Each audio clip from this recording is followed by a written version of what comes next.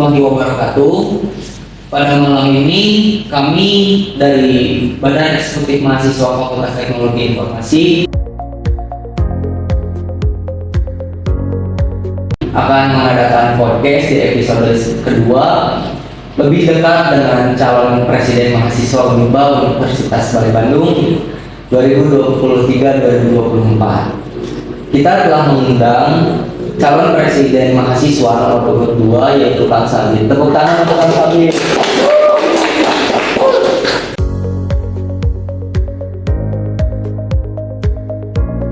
Selamat malam Kang Sabit.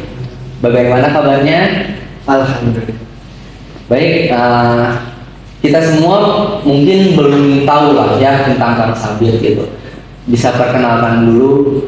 Perkenalkan, nama saya itu Muhammad Sabit Atakirin dari Fakultas Keguruan dan Ilmu Pendidikan.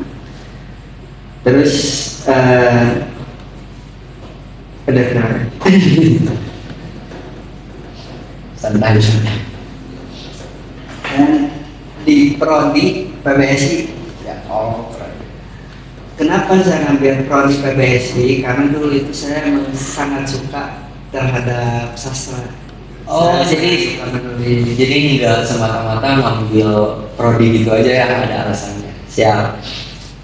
Terkait pemilihan calon presiden mahasiswa nih Kang Sabit ya. Dari kita mungkin ada yang belum tahu nih alasan Kang Sabit mencalonkan gitu ya. Apa sih alasan Kang Sabit mencalonkan sebagai presiden mahasiswa Unba di periode 2023-2024 ini? Nah, alasan saya untuk mencalonkan jadi presma itu karena berawal dari keresahan saya sendiri. Keresahan saya sendiri ketika saya semester 1, semester 2. Ketika aspirasi-aspirasi tidak pernah diadvokasi, ketika aspirasi-aspirasi yang hanya dijadikan sebuah bahan candaan, terus aspirasi-aspirasi yang hanya dijadikan bahan obrolan tanpa diadvokasi melalui jalur birokrasi. Nah, di situ karena timbul dari keresahan itu, jika hanya mungkin kan tadi kan dari BEM sendiri, jangan hanya menjelek-jelekan, jangan hanya menyalah-nyalahkan, tapi memberi solusi. Saya bukan hanya memberi solusi, tapi saya akan berperan di BEM. Oh, jadi kalau ada beberapa orang sih yang pernah saya dengar gitu, kalau ingin merubah sistem, masuk ke sistemnya gitu ya. Siap. Ada gak sih gitu hal yang bisa dibilang menjadi gagasan yang Akang pegang gitu di pencalonan kali ini? Gagasan saya ketika ingin mencalonkan, saya tuh sangat ingin merubah pola pikir dari mahasiswa Universitas Bale Bandung, yang dimana kultur dari Universitas Bale Bandung ini mahasiswanya kupu-kupu. Nah ya, kuliah pulang hingga akhirnya ketika di Universitas Bale Bandung atau di tingkatan universitas mahasiswanya hanya kuliah itu kan nggak beda jauh dengan SMA. ya. Tidak terasa dinamika kuliah itu seperti apa. Terus jika hanya mahasiswa itu rapi, maksudnya itu ketika mahasiswa itu hanya menurut kepada apa yang dikatakan oleh rektor atau apa yang dikatakan oleh lembaga, dan ketika mempunyai keresahan itu hanya disimpan dalam diri saja gitu, tidak diungkapkan atau bahkan diperjuangkan ketika haknya itu dilacuri. Nah ini kan kalau misalkan hanya diam saja, tidak pantas disebut mahasiswa. Mahasiswa itu terkenal dengan agent of change, Ya. suatu orang yang dapat merubah. Kalau misalkan kita lihat ya, tahun 1966 mahasiswa itu bisa menurunkan Bung Karno. Kita lihat lagi, berkembang lagi ke tahun 1996. Di situ kalau tidak ada mahasiswa tahun 1996 dan tahun 1998, kalau tidak ada mahasiswa mungkin zaman sekarang atau mungkin era sekarang itu tidak akan berubah. Adanya revolusioner, adanya revolusi itu karena adanya mahasiswa. Karena adanya mahasiswa yang turun ke jalan, adanya mahasiswa yang memperjuangkan hak-hak masyarakat, adanya mahasiswa yang memperjuangkan hak-haknya warga negara Indonesia. Oh. Ya, itu dari gagasan yang Akang sampaikan gitu ya. Dan ya kita semua setuju gitu ya. Kalau misalkan disebut mahasiswa itu sebagai agen of change, dan memang gitu mahasiswa itu sebagai salah satu pengambil peran lah di saat penurunan presiden-presiden sebelumnya ya. Lanjut kita ke pembahasan berikutnya. Dan di saat pencalonan itu pasti jelas lah ya, ada yang namanya visi misi gitu. Visi misi apa sih gitu yang Kang Sabit bawa gitu, yang Kang Sabit tawarkan kepada pihak mahasiswa? Visi misi saya ada 3, disangkut dengan strategis. Strategis itu solid, sinergi, dan juga strategis. Nah, solid di sini saya akan membuat BEM Universitas Balai Bandung itu mempunyai rasa kepedulian, dan juga akan membuat BEM Universitas Balai Bandung ini berkolaborasi dengan ormawa-ormawa. Jadi ketika dia itu menjadi seorang BEM atau menjadi diduduki di BEM, saya tidak mau ketika melihat DPM sedang kesusahan atau ormawa lain atau UKM lain sedang kesusahan, butuh solusi, butuh bimbingan, tapi seorang BEM hanya mempedulikan organisasinya sendiri. Nah, di sini kan agak kurang efektif. Makanya kenapa saya itu ingin mengkolaborasikan agar solid. Nah, di BEM Universitas Balai Bandung bisa berkolaborasi dengan ormawa-ormawa, terkhususnya adalah DPMU. Kenapa? Karena DPMU di sini kan sebagai wadah, sebenarnya yang kita disebutkan sebagai wadah aspirasi. Nah, untuk mengadvokasinya itu BEM, tetapi di sini harus ada saling komunikasi, harus terjalinnya komunikasi agar aspirasi-aspirasi yang ditampung itu bukan hanya tertampung saja gitu, tetapi juga bisa diadvokasi oleh pihak BEM. Karena kita itu saling bekerja sama, bukan hanya mementingkan dirinya sendiri atau organisasinya sendiri. Di sini kita belum beres. Oh ya, kita lanjut dulu dari Kang Sabit ya. Pertama itu solid. Ya, solid. Terus yang kedua adalah energi. Energi itu saya ingin membuat BEM-U itu adalah penuh semangat. Jadi BEM Universitas Balai Bandung itu penuh semangat. Ketika BEM Universitas Balai Bandung ini mempunyai aura positif, itu akan membuat BEM Universitas Balai Bandung menjadi atau memberikan pelayanan prima pada mahasiswa universitas, pada mahasiswa-mahasiswa. Nah, ketika telah bisa memberikan pelayanan prima yang yang bisa membuat mahasiswa itu puas, di sini kan akan adanya kebermanfaatan. Karena kita kembali lagi ke tujuan atau fungsi dari organisasi kan menjadi wadah pengembangan diri. Ketika kita masuk ke organisasi tapi tidak ada pengembangan diri, nah itu kan tidak akan ada manfaatnya. Perlu dipertanyakan lah ya. Perlu dipertanyakan dia itu berorganisasi itu untuk apa sih gitu ya. Nah, makanya saya tuh ingin ketika dia masuk organisasi, terkhususnya BEM-U atau ormawa-ormawa di Uniba, itu bisa menjadi pengembangan diri.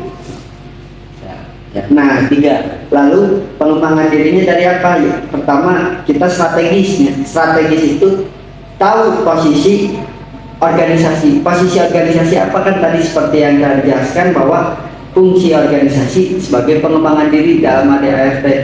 Nah, pengembangan diri ini dibagi menjadi 2. Ada secara intelektual dan juga ada secara spiritual. Secara intelektual ini dibagi lagi menjadi 2. Ada yang kognitif dan juga psikomotorik. Kognitif yaitu tentang pengetahuan. Nah, tentang pengetahuannya, saya akan membuat program-program unggulan saya tentang diskusi, kajian-kajian ilmiah, terus kajian-kajian akademik, kajian-kajian filsafat. Terus program satunya lagi adalah lomba debat. Itu yang menjadi acuan saya, itu ingin mengadakan lomba debat karena ketika tahun kemarin itu ada yang mengadakan lomba debat, itu dapat merubah antusias dari mahasiswa yang tadinya tidak minat membaca, akhirnya mau gak mau terpaksa untuk membaca. Secara tidak langsung meningkatkan literasi lah ya. Meningkatkan literasi. Terus kenapa ingin meningkatkan suatu literasi di Indonesia ini? Indonesia itu urutan kedua secara kancah internasional, urutan kedua paling bawah tentang literasi. Ini kan sangat buruk gitu. Ketika kita kurang membaca. Nah, tadi sudah secara kognitif. Lalu dari psikomotoriknya yaitu tentang minat bakat. Nah, dalam minat bakat di sini kita akan menampung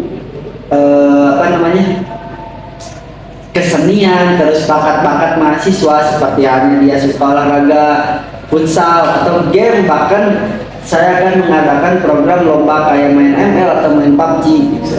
Itu kalau dalam segi psikomotoriknya. Terus kalau misalkan dia mempunyai keahlian dalam menulis, mungkin saya akan memberikan lomba dalam menulis, atau saya akan memfasilitasi atau menjadi fasilitator agar dia itu bisa berkembang dalam menulisnya.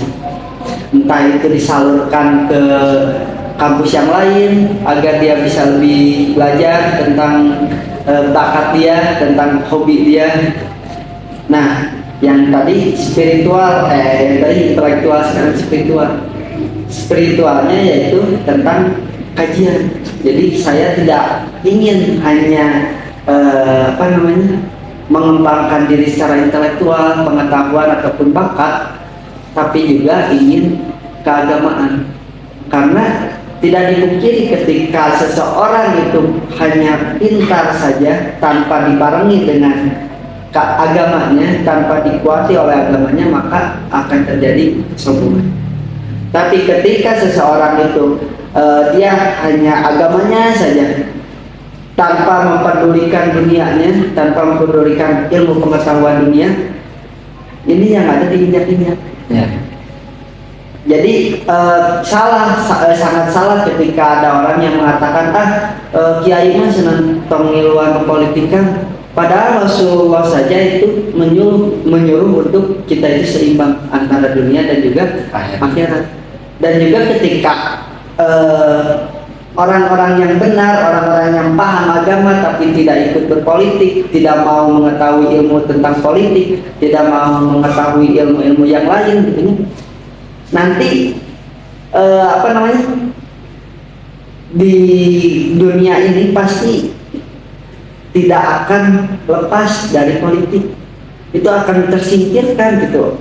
Masa kita geus we siapa mah rejim jolim, tapi kan manehna embung merubah eta gitu. Ngan sahukur ngomong kan eta jadi bukannya suatu perubahan, tapi lamun cek bahasa Sunda mah namanya ngan sahukur ngomong unggul gitu tah. Itu mungkin dari spiritual visi-misi. Baik, sebenarnya ada yang harus ditanyakan lah ya, karena gak adil rasanya jika saya hanya nanya ke paslon nomor 1 gitu ya, ke capres nomor 1. Seperti yang kita tahu ya, kedua calon presiden kita ini memiliki kelatar belakangan tentang organisasi eksternal ya. Entah itu nomor urut 1 di kubu sana dan Kang Sabit sendiri. Apa sih gitu yang Kang Sabit jamin gitu, di saat nanti terpilih sebagai presiden mahasiswa, bahwa Kang Sabit tersebut tidak ditunggangi oleh organisasi eksternal tersebut? Nah, di sini organisasi eksternal kampus saya itu kan salah satunya adalah PMI Ya. yang sudah dikenal, Pergerakan Mahasiswa Islam Indonesia. Nah, untuk menjamin bahwa saya itu tidak akan ditunggangi, sebenarnya itu gini, kepentingan saya kan tadi dari awal kepentingan saya pasti setiap orang itu punya kepentingan ketika dia mencalonkan. Nah, kepentingan saya kan tadi yaitu berawal dari keresahan. Saya ingin bukan menampung saja, tetapi mengadvokasi. Saya ingin mengadvokasi aspirasi-aspirasi mahasiswa. Nah, sedangkan kalau misalkan nanti ternyata PMI ini mempunyai, bahkan bukan hanya PMI, organ-organ ekstra lain ketika memberikan saran atau masukan kepada saya ketika telah menjadi Presma, pasti akan saya tampung, terus akan saya coba dipikirkan kembali, apakah ini pantas untuk apakah ini pantas untuk dilakukan atau enggak. Karena saya juga di sini bukan hanya menjalankan visi misi saya, tapi juga saya akan menampung kritikan dari mahasiswa. Jika mau langsung ngeritik nggak melalui DPM, langsung ke BEM itu saya terima. Jadi sebelum meng-up gitu ya, kritik atau masukan itu sama Kang Sabit dianalisis dulu ya. Baik, kita masuk ke segmen kedua. Kita minum dulu ya, sebentar. Karena ini haus, guys.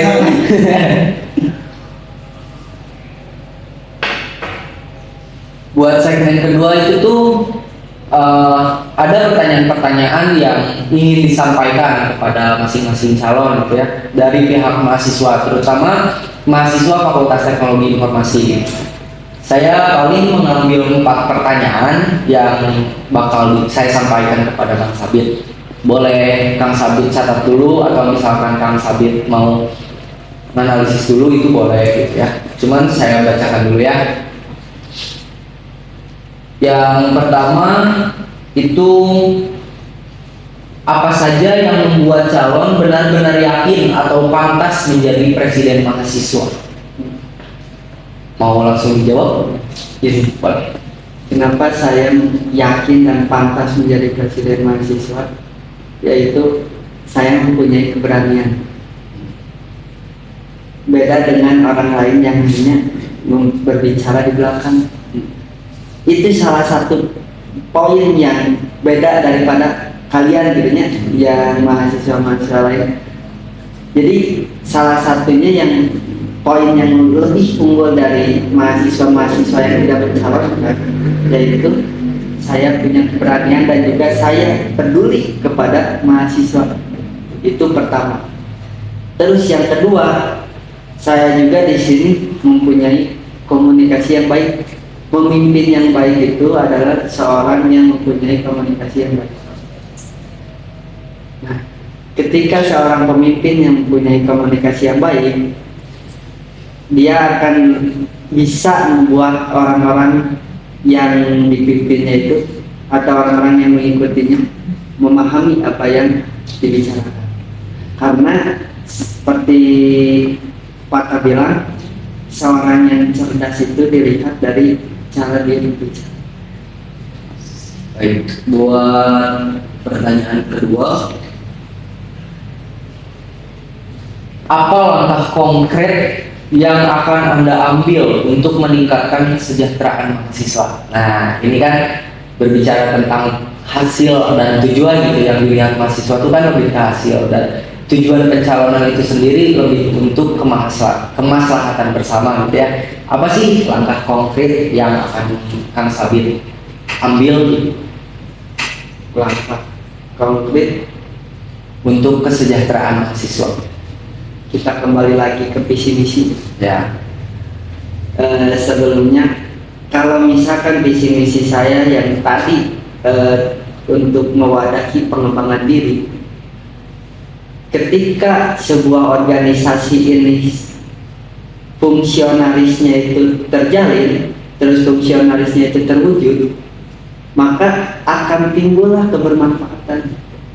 Nah, suatu kebermanfaatan ini ketika seorang tersebut ketika masuk organisasi terus mempunyai perubahan yang tadinya diam gitu ya, akhirnya dia berani berbicara, yang tadinya itu tidak tahu bagaimana caranya speak up, akhirnya dia bisa speak up gitu. Terus atau misalkan dia tadinya tidak tahu bagaimana menyusun suatu agenda acara, akhirnya dia mengetahui. Terus yang tadinya itu dia tidak tahu problem-problem, cara memecahkan gitu ya, cara memecahkan problem-problem yang ada di masyarakat atau yang problem-problem yang ada di lingkungannya, akhirnya dia tahu. Karena ketika masuk organisasi tidak dipungkiri kita pasti akan mendapatkan suatu masalah. Dan buat pertanyaan ketiga,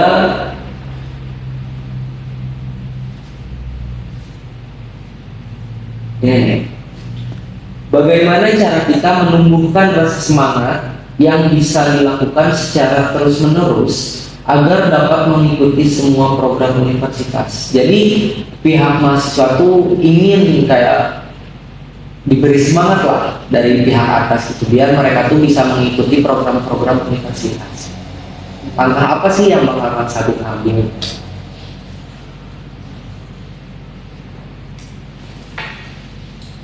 Nah, untuk yang ketiga ini, karena sebenarnya ini kan jawabannya subjektif ya, subjektif.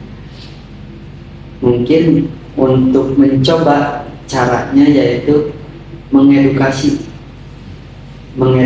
ya, kembali lagi ke sini sih, kita mengedukasi tentang bagaimana kita tuh pentingnya berorganisasi itu apa sih gitu. Terus manfaatnya organisasi itu apa sih? Intinya itu kalau misalkan untuk menyemangati itu, kalau kita hanya berbicara atau kita hanya mengedukasi tanpa kita contohkan, tanpa terlihat kebermanfaatannya atau output dari ikutan organisasinya, itu tidak akan tidak akan menarik minat si mahasiswa ya. Karena yang menjadi menarik minat mahasiswa itu saat suatu kebermanfaatannya itu terlihat, kebermanfaatan dalam pengembangan dirinya itu terlihat di suatu organisasi. Baik, ini kita masuk ke pertanyaan terakhir ya Kang Sabit. Apa rencana Anda untuk meningkatkan keterlibatan mahasiswa dalam kegiatan BEM dan memastikan representasi yang adil dari berbagai jurusan? Jadi memastikanlah semua masyarakat kampus Unibatu atau semua mahasiswa Unibatu mengikuti kegiatan BEM gitu ya. Sebenarnya hampir mirip sama yang tadi, cuman dan apa sih langkah buat representasi yang adil? Jadi hal apa yang bisa disebut adil dan bisa dibilang itu tuh keputusan Akang yang adil buat berbagai jurusan. Jadi semata-mata tidak memihak beberapa jurusan saja.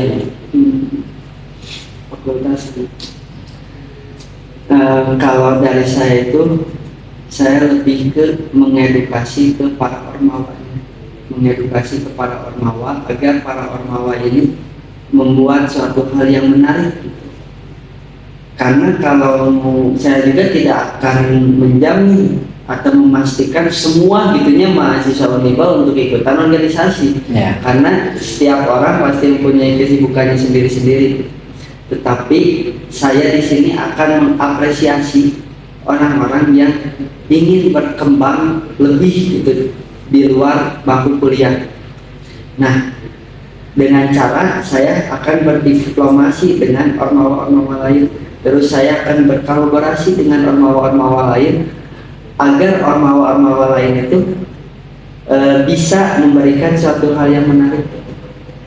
Jadi kan di sini banyaknya ormawa-ormawa tuh, salah satu UKM-nya adalah Cantigi. Ya. Cantigi di sini kan tentang tentang alam. Alam. Ya. Nah, bagaimana nih menunjukkan bahwa ketika kita ikutan Cantigi itu bisa membuat daya tarik si mahasiswa? Kan salah satunya kalau misalkan wah ternyata si ini tuh ikutan Cantigi terus dia menjadi lebih menjaga alam sekitar gitu, terus dia lebih menjaga tumbuh-tumbuhan, dia juga lebih menyukai dia lebih menyukai aduh ya Allah kayaknya jadi potong itu Santai aja, santai.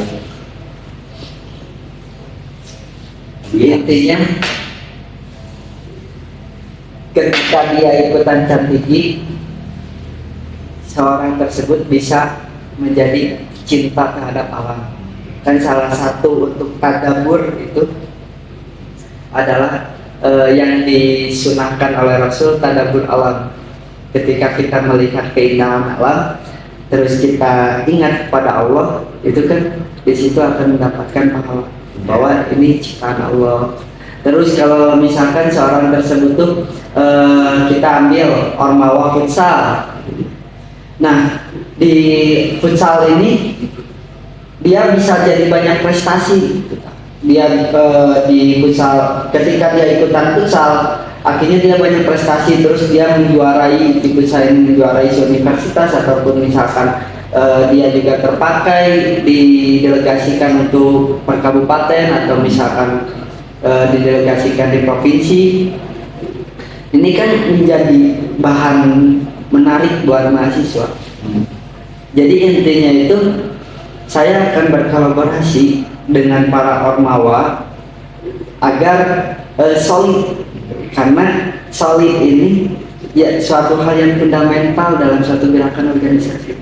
Ketika suatu organisasi ini tidak ada solidnya, tidak ada kerjasama, maka yang akhirnya di sini akan akan menjalankan suatu organisasi dengan ego, dengan egonya sendiri.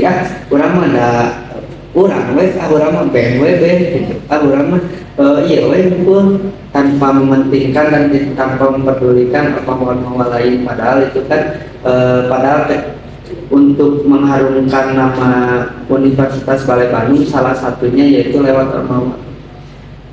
Sedikit cerita ya. Uniba dikenal di UIN itu dengan membawa ormawa atau organ ekstra. Saya sendiri dengan membawa organ ekstra PMI ketika dikenal di UIN itu, wah ini Uniba. Kan secara tidak langsung Uniba yang terbawa besarnya gitu. Jadi secara tidak langsung saya tuh mempromosikan Uniba gitu, memperkenalkan bahwa Uniba itu ada. Oh ini PMI dari Uniba, oh ini dari Uniba. Ketika saya ke UPI, ke UNPAD, ke UIN itu secara tidak langsung itu kita itu membawa Uniba, organisasi-organisasi itu ketika disalurkan ke universitas-universitas lain secara tidak langsung membawa nama baik Uniba, membawa nama Uniba. Terus Cantigi, saya pernah gitunya main dengan anak Cantigi. Saya nggak tahu bahwa ternyata di Universitas Unisba itu tahu tentang Uniba, tahu Universitas Uniba tuh, kampus Uniba itu di mana. Karena di sini berawal dari Cantigi, berawal dari organisasi. Makanya kenapa diatur dalam pasal 109, bisa dilihat dalam pasal 109 tahun 1909. Di situ hak mahasiswa adalah untuk hak mahasiswa berorganisasi. Jadi mahasiswa juga mempunyai hak berorganisasi, karena ketika kita ingin dinilai keakreditasian kampus, salah satunya yaitu dari organisasi. Makanya di sini sangat penting adanya organisasi dan sangat penting memperdulikan terhadap organisasi. Ketika di suatu kampus tersebut si mahasiswanya dilarang untuk berorganisasi, ini telah mencacat terhadap hak mahasiswa. Baik, itu pertanyaan terakhir mungkin ya untuk Kang Sabit dari mahasiswa gitu. kita doakan lah ya, semoga Kang Sabit bisa amanah dan menjalankan visi misinya di saat nanti dia terpilih ya. Kita masuk ke statement akhir ya. Apa sih yang diharapkan Kang Sabit gitu untuk Universitas Balai Bandung untuk kedepannya?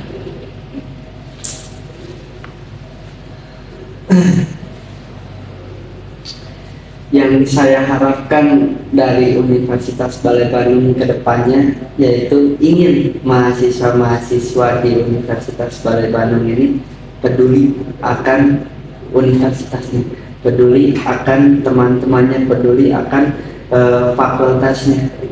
Saya ingin lewat jalur organisasi, karena dilihat kondisi sekarang itu kebanyakan mahasiswa itu tidak peduli. Ketika mahasiswa sudah tidak ada kepedulian kepada kepada organisasinya atau kepada universitasnya, maka akan hilang marwah sebuah universitas. Karena marwahnya sebuah universitas itu adalah mahasiswa. Mahasiswa yang seperti apa? Yaitu mahasiswa yang dapat memberikan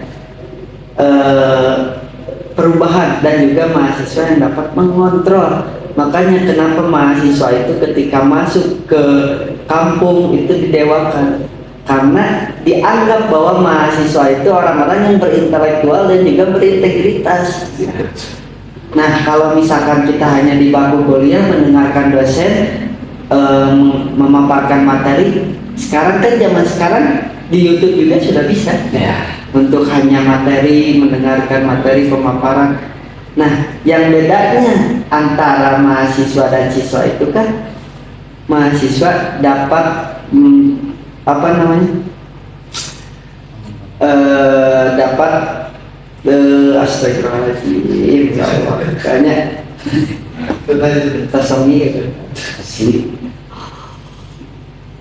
dapat memperjuangkan hak-haknya, terus dapat berdinamika dan dapat menjadi paralon untuk masyarakat Indonesia. Makanya kenapa mahasiswa itu dibutuhkan oleh masyarakat Indonesia. Ingin disebut mahasiswa, maka dia harus berintelektual dan juga berintegritas. Baik, itu mungkin statement terakhir dari atau harapan yang Kang Sabit inginkan untuk masa depan kampus Universitas Balai Bandung ini ya. Terima kasih Kang Sabit ya telah datang dan telah menyanggupi undangan yang kami kasih gitu ya. Kita tepuk tangan Kang Sabit. Tidak tutup malam ini kami mengucapkan terima kasih terutama untuk Kang Sabit yang telah hadir, dan ya kami harap seluruh mahasiswa Universitas Balai Bandung terutama Fakultas Teknologi Informasi gitu tidak yang namanya asal pilih, dan kalian bisa yang namanya melihat dan mengenali calon-calon presiden kalian di video yang kami buat gitu ya. Selamat malam, selamat berjumpa lagi di konten berikutnya. Kami Badan Eksekutif Mahasiswa Fakultas Teknologi Informasi mengucapkan terima kasih dan mohon maaf jika ada salah dalam perkataan. Wabillahi taufiq wal hidayah. Wassalamualaikum warahmatullahi wabarakatuh.